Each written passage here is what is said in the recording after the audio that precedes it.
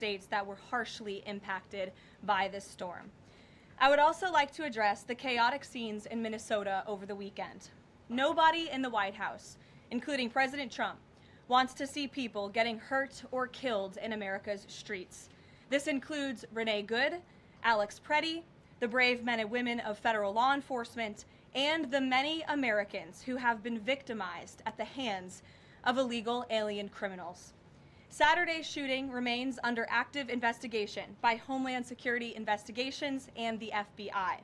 The Customs and Border Protection is also conducting their own internal review. As President Trump said yesterday, the administration is reviewing everything with respect to the shooting, and we will let that investigation play out. But let's be clear about the circumstances which led to that moment on Saturday. This tragedy occurred as a result of a deliberate and hostile resistance by Democrat leaders in Minnesota. For weeks, Governor Walz and the Mayor Jacob Fry and other elected Democrats were spreading lies about federal law enforcement officers who are risking their lives daily to remove the worst criminal illegal aliens from our streets: murderers, rapists, pedophiles, human traffickers, and gang members. Governor Walz and Mayor Fry have shamefully blocked local and state police from cooperating with ICE, actively inhibiting efforts to arrest violent criminals. They have also used their platforms to encourage left-wing agitators to stalk, record, confront, and obstruct federal officers who are just trying to lawfully perform their duties, which has created dangerous situations threatening both these officers and the general public and Minnesotans alike. This is precisely what unfolded in Minneapolis on Saturday morning. Obstructing federal law enforcement and inciting violence against officers is wrong and illegal. This used to be a universally accepted position in the United States. Amid the hysteria, we must remember how we got here to this moment today and what this Democrat opposition is about. Former President Joe Biden and the Democrats opened America's borders for 4 years, inviting tens of millions of illegal aliens from all over the world to flood into our country. Among them, violent criminals who terrorized American communities and have inflicted devastating, permanent pain and harm on law-abiding Americans and their families. Yet we never saw outrage from Democrats or their allies in the liberal media over these horrifying crimes against U.S. citizens. The pain of American angel families was ignored and dismissed because it undermined the Democrat narrative. Innocent Americans like Jocelyn Nungray, Laken Riley, and Rachel Morin are just a few of the many victims savagely murdered by illegal alien criminals. Earlier this month, an illegal alien from Mexico with a long criminal history who came into our country under Joe Biden's administration threw a baseball-sized stone at a school bus carrying children in New Jersey and fractured the skull of an 8-year-old innocent child. President Trump promised accountability to these American families by securing the border, deporting every illegal alien who has committed crimes, especially and most importantly, violent crimes. Nearly 80 million Americans voted for him to deliver on that very promise, and he is. As the duly elected president, the president is fulfilling the will of the people by arresting and removing these threats from our country in cities from Los Angeles to New York and, yes, Minneapolis. Yet Democrat leaders in Minnesota with sanctuary city policies have actively defied federal immigration law and the will of the people. And as a result of that defiance, 2 Minnesotans have now tragically lost their lives on the streets of Tim Walz's state. It is President Trump's hope and wish and demand for the resistance and chaos to end today. That's why President Trump spoke with Governor Walz directly this morning, and he has outlined a clear and simple path to restoring law and order in Minnesota. Number 1, Governor Walz, Mayor Fry, and all Democrat leaders should turn over all criminal illegal aliens currently incarcerated in their prisons and jails to federal authorities, along with any illegal aliens with active warrants or known criminal histories for immediate deportation. Number 2, state and local law enforcement must agree to turn over all illegal aliens who are arrested by local police. And then thirdly, local police must assist federal law enforcement in apprehending and detaining illegal aliens who are wanted for crimes, especially violent crimes. If Governor Walz and Mayor Frey implement these common sense cooperative measures that I will add have already been implemented in nearly every single other state across the country, Customs and Border Patrol will not be needed to support ICE on the ground in Minnesota. ICE and local law enforcement can peacefully work together, as they are effectively doing in so many other states and jurisdictions. Additionally, President Trump is calling on the United States Congress to immediately pass legislation ending sanctuary cities once and for all. American cities should be safe sanctuaries for law-abiding citizens only, not for dangerous illegal alien criminals who broke our nation's laws and do not belong here. We hope Governor Walz will do the right thing and continue to work with President Trump to keep the American people safe following their call this morning. Americans overwhelmingly want exactly what President Trump is delivering: strong borders and strict immigration enforcement against the worst illegal aliens, of which there are still hundreds of thousands to deport from the interior of our country. The most peaceful way to carry out this vital public safety mission is for Republicans and Democrats to do it together, and for state and local law enforcement to work together with federal law enforcement. We want to let cops be cops. You wouldn't know this continues to be a very popular policy position from the biased media coverage over the course of the last few days, but polling shows huge support for this exact thing President Trump is calling for. More than 80% of Americans favor deporting illegal aliens convicted of violent crimes. A country unable to deport criminals who enter it illegally is no country at all. The open borders agenda of Kamala Harris, Tim Walz, and the Democrats was already on the ballot on November 5th, 2024, and it was resoundingly rejected. President Trump will never back down from his promise to deport violent criminal illegal aliens and make America safe again, and he welcomes all cooperation in that effort. With that, I will answer your questions. And Jordan Conradson, why don't you kick us off today? Thank you for being here. Thank you, Caroline. Jordan Conradson with the Gateway Pundit. I have a few questions. First, with respect to the shooting in Minneapolis, we're seeing massive outrage from mainstream media and the left, but I'm just wondering, where was that outrage when Ashley Babbitt, an Air Force veteran, was executed by Capitol Police Officer Michael Byrd, who she posed no threat to in the U.S. Capitol?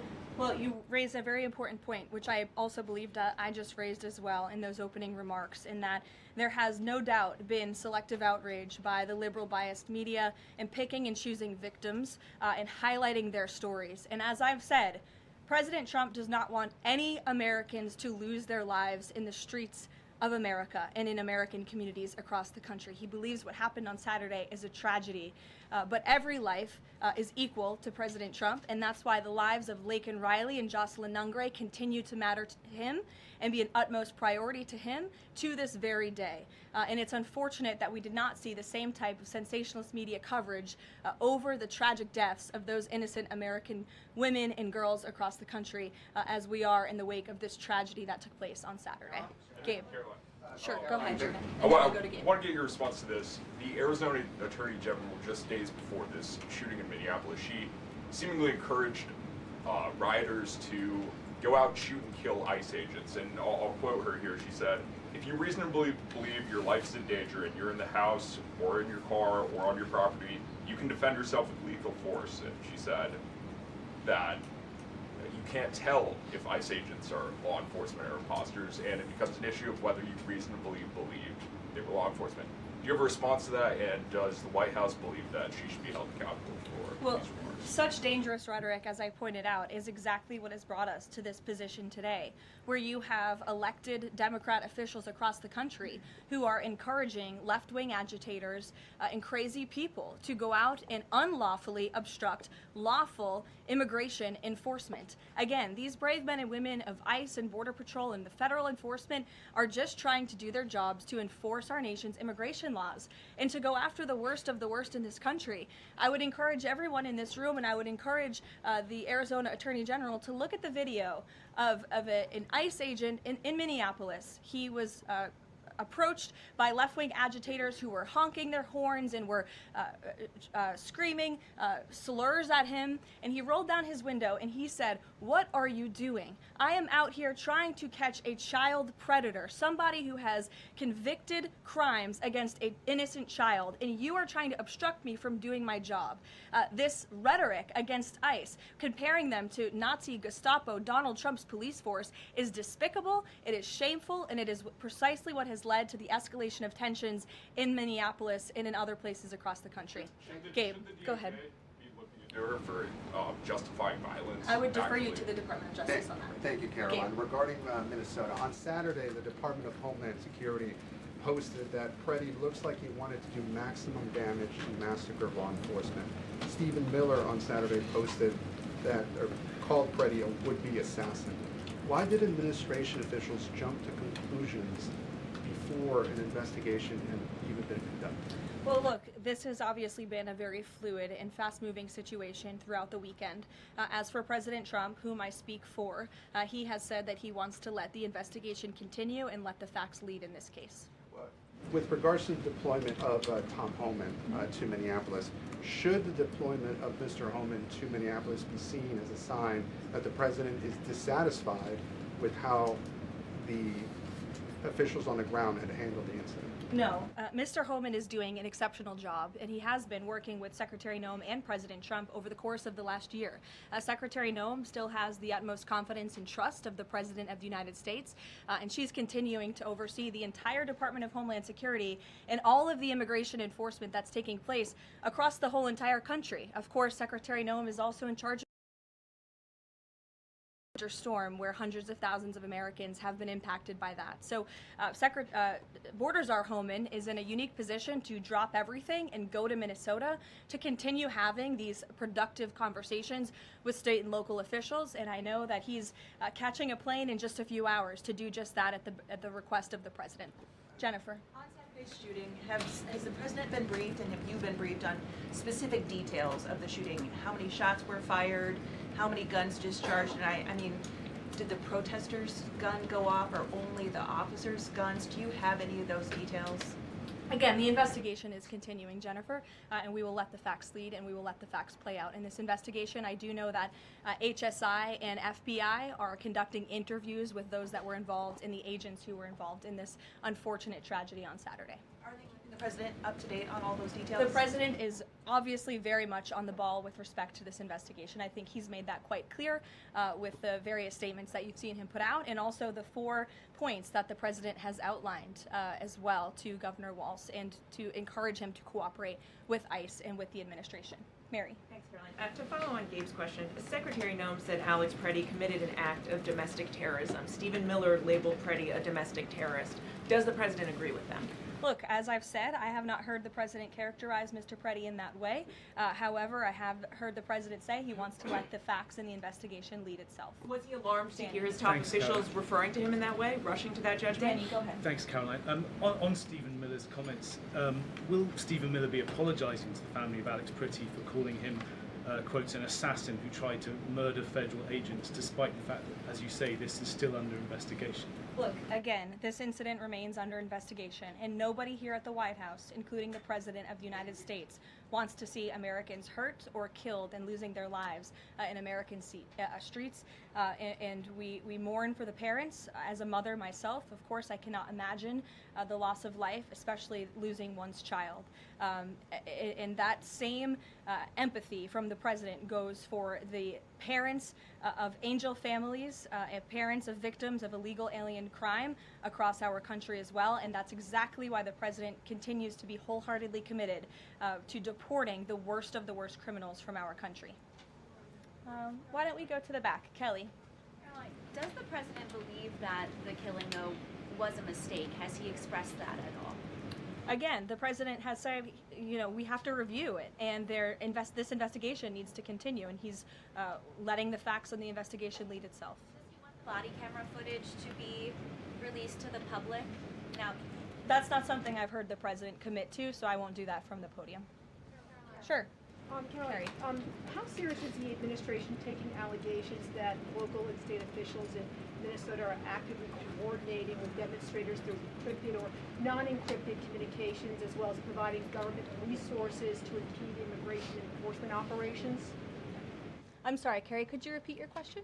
How serious is the administration taking allegations that local and state Minnesota officials are communicating with demonstrators to basically impede immigration officials? Well, we've definitely seen active organization amongst these left-wing groups, Carrie, and it is something that I know the FBI and the Department of Justice are looking into. Again, it is illegal to unlawfully obstruct lawful immigration enforcement in this country, and these agitators are making it nearly impossible for ICE to do their jobs and for federal law enforcement to carry out the will of the American people to deport the worst of the worst. I would just encourage everyone to please imagine in this room, all of you come to the White House every day to report on the President of the United States and the administration. You come into this briefing room, you walk through the gates of the White House. Just imagine if there were left-wing agitators or agitators of any kind who were in your face, who were doxing you, who were harassing you, who were physically threatening you, who were biting off your fingers in the case of two Border Patrol agents we saw this past weekend in Minneapolis. That would make it very difficult for you to show up and do your job here at the White House every single day. That's what these officers in Minneapolis are facing. That's why the president is calling on Governor Walz and Mayor Frey for these three very simple and common sense points of cooperation so that ICE and local law enforcement can work together. Again, we are just asking for police to be police. And if you ask any law enforcement agent or official, they want to be able to work with their federal counterparts at the state and local level and vice versa. Caroline. Thanks a lot, Caroline. Two questions. One is looking forward. The role of Mr. Homan. Is he being sent by the president to diffuse the situation that exists right now on the ground? Is he the point person essentially for the White House in terms of trying to tamp down the tensions that exist right now in Minnesota? Well, Mr. Homan is the point person for cooperating with state and local authorities and corresponding with them, again, to achieve this level of cooperation to subdue the chaos on the streets of Minneapolis. And I would just point out that Mr. Homan is someone who has been lauded for many, many decades for his experience working in law enforcement. In fact, this is a Washington Post headline from 9 years ago, 2016. Meet the man the White House has honored for deporting illegal immigrants. And I would remind everyone in this room that it was former President Barack Hussein Obama who awarded a medal to Mr. Homan. So he's obviously very qualified. He has the full trust and faith of the president. He will continue to have these meetings in the hopes that ICE and local law enforcement can cooperate and work together to have successful immigration enforcement, as we've seen in almost every other state across the country. And secondly, Caroline, can you talk a little bit about tomorrow's trip by the president to Iowa, what the purpose of that trip is, what the goals of that trip are? Sure, yes. Tomorrow, President Trump will be traveling to Des Moines, Iowa. He will be making a local visit at a local business, and then he will be giving a speech on affordability and on the economy. And I know he very much looks forward to being there, to meeting with the great people of Iowa, but also lawmakers as well. Jake. Caroline, a couple quick questions. First, does the president remain fully confident in Kristi Noem's ability to lead the DHS? Yes. And then just secondly, just on that Wall Street Journal reporting that we saw yesterday, the president said at some point that the immigration enforcement officers would leave Minneapolis. Did the Saturday killing of Alex Pretty expedite that withdrawal at all? To your first question, the answer is yes. He still has confidence and trust in Secretary Noem. To the second question, I would point you back to what I said earlier. If Governor Walz and Mayor Frey implement these common sense cooperative measures, CBP will no longer be needed to support ICE on the ground in Minnesota. ICE and local law enforcement will peacefully work together, as they are effectively doing in so many other states and jurisdictions, to remove violent criminals from American neighborhoods across the country. Did Walz ask the president to remove the immigration enforcement officers? He asked the president to scale down, and the president reiterated what the president put out in his statement yesterday and what I'm sharing with all of you as well. I would just add on this level of cooperation a few statistics that I think are very important. 7 of the top 10 safest cities in the United States cooperate with ICE. And we've seen historic turnaround in safety in cities that have chosen to cooperate with ICE, that are not just led by Republicans, but also look right here in Washington, D.C. We had a great level of cooperation with Mayor Bowser and the local government, and we have been able to remove thousands of illegal aliens from the District of Columbia, where you all live, so you can thank President Trump for that. The murder rate in Washington, D.C. has plummeted as a result. There were no riots, there were no protests, nobody was tragically killed as a result of that level of cooperation between federal and local authorities. And again, that's all the president is asking for in Minnesota. It's totally common sense. Jared, go ahead. Thank you. Caroline, in this process, you continue to describe the situation in Minneapolis as chaos. Was there any mistake made by Secretary Noem that led the president to send Mr. Homan there? I'm sorry, I don't understand your question. Did Secretary Noem make a mistake which led to... If she made any mistake that could lead the president to send Mr. Homan to Minneapolis? No, as I already mentioned, Mr. Homan has been working alongside Secretary Noem and for the president over the course of the last year. And again, he's uniquely positioned to hop on a flight to Minnesota today to continue this correspondence with state and local authorities, and that's what he's going to be doing. Fran. Caroline, is it the White House's position that Americans have the right to show up to these ICE operations and film, document, or protest the law enforcement actions? All Americans have a First Amendment constitutional right, of course. But Americans do not have a constitutional right to impede and obstruct lawful immigration enforcement operations. That is actually a crime, and it's something that we've seen taking place in the streets of Minneapolis, which again is leading to these dangerous circumstances that these federal law enforcement officers have been forced to work within. Back to the call with Governor Walz this morning, the president described it as respectful. He said we seem to be on a similar wavelength, but you had strong criticism for the governor and the Minneapolis mayor, Jacob Frey, just now. So could you explain the difference in tone between what the president had said in his True Social post and I think some of the criticisms that you just levied from the podium? Fran, I think the criticisms that I laid out, I'm painting the picture for all of you in this room, are what led to the moment that we are in today, where Governor Walz and President Trump are having a conversation, a constructive and productive conversation to end the chaos and the lawlessness that has taken place in Governor Walz's state. Elena. Thank you. I had a question. With Homan now going to Minnesota, is Gregory Bovino also going to remain in Minnesota overseeing these ICE operations? Mr. Bovino is a wonderful man, and he's a great professional. He is going to very much continue to lead Customs and Border Patrol throughout and across the country. Mr. Homan will be the main point of contact on the ground in Minneapolis. And to follow up, given what we've heard from several Trump administration officials, people like Stephen Miller, as people point out, calling him a domestic terrorist, Bovino saying that Preddy was out to massacre law enforcement, why not require ICE agents to wear body cameras to clear up some of the disputes that we are hearing from witnesses and video footage versus what the administration has been saying? Well, that's a policy question that I know the policy folks in the building are having with members on Capitol Hill, and I'll leave it to them and the president to make that decision. And I just have a final question is on, you were talking about the level of cooperation that the president talked about with Governor Walz. Will the administration commit to cooperating with local officials on this investigation into Alex Preddy? The president spoke about this with Governor Walz and said he would have a discussion about it. He did not make a commitment, and so therefore I won't make that commitment here.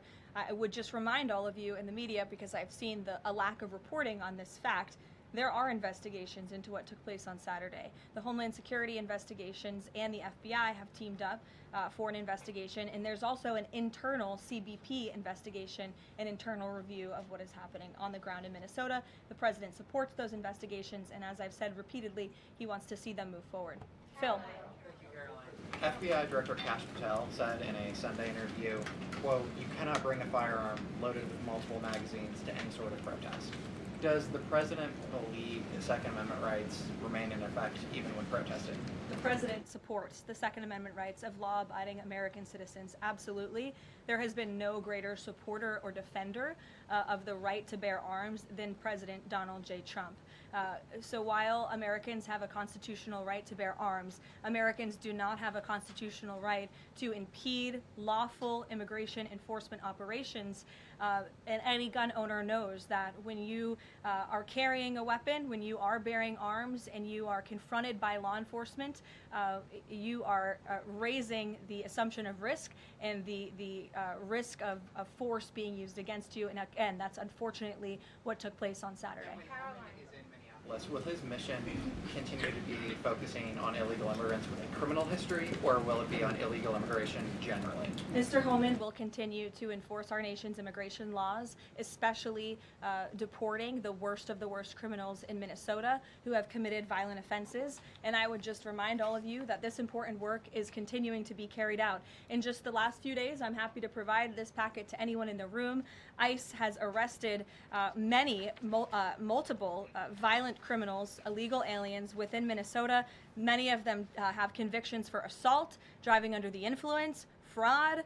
This individual here I'm looking at was an aggravated felon with multiple convictions for larceny, fraud, and forgery of checks, vehicle theft, drug possession, domestic assault, inflicting bodily harm on another, criminal convictions of larceny, identity theft, again, charged with driving under the influence. These are extremely dangerous people who Governor Walz and Mayor Fry have allowed to roam on their streets, and all the president is asking for is cooperation to arrest individuals like this and deport them from the United States of America. I'll take a couple more. Go ahead. Okay, so this weekend the president posted that this is a cover-up of the fraud in the state of Minnesota. He also posted Minnesota is a cover-up. These both happened after the shooting. So given that these came after the shooting, what is the this here? What is the cover-up he's alleging? Yes, it's a good question. I've spoken with the president about this at length. What the president is referring to is the fact that you have Governor Walz and, again, the mayor, who have been encouraging these left-wing agitators to come out and to harass and to dox and to threaten ICE and to make this conversation about and smear lies about federal law enforcement who, again, are just trying to do their jobs in an attempt to distract from the widespread, massive fraud that has taken place in their state. Billions and billions of dollars has been stolen from law-abiding taxpayers in Minnesota, and the administration continues to be very focused on getting to the bottom of it, especially, and the president raised a good question over the weekend, with respect to Congresswoman Ilhan Omar, who now has a net worth within the millions, and one must ask themselves, why and how is that possible? Is she connected to the fraud rings that we have seen taking place within her state and her own district? It's a question the American people are raising, and the president believes it's one worth answering. Haley. Thanks, Caroline. I want to go back to some of the comments from Stephen Miller and Secretary Noem. You've made clear the president wants to see the investigation play out when answering some of the questions on the specific details. Is he concerned that some of those definitive statements made by other officials risks public perception of the credibility of those investigations now playing out? Again, the president believes that these investigations are credible, they are continuing, they are active, and he wants to let them play out. Alex. Caroline, thank you. Is the administration willing to separate DHS funding from other funding bills in order to avoid a broader shutdown? Look, at this point, the White House supports the bipartisan work that was done to advance the bipartisan appropriations package, and we want to see that passed.